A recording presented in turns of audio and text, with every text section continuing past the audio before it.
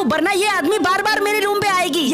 अरे यार मेरी बेड कितनी सॉफ्ट है। अरे ये तुम क्या कर रही हो? मैडम मेरी बेड। हाँ तो बोलना चाहिए था ना, तुम बाहर जाओ, तुम्हारी बेड तुम्हें मिल जाएगी। यार इस आदमी को बिल्कुल भी तमीज नहीं है, किसी लड़की के रूम में कैसे आना चाहिए इसको मालूम नहीं है क्या? चलो सबसे पहले इस बेड का हवा निकाल के इस आदमी को दे देता हूँ, वरना ये आदमी बार बार मेरे रूम पे आएगी। यार काश ये बेड मेरा होता तो मैं हर रात सुकून से सो पाता। चलो कभी ना कभी अपना भी सपना कभी पूरा होगा। और दोस्तों आप लोग भी वीडियो को लाइक सब्सक्राइब कर देना प्लीज।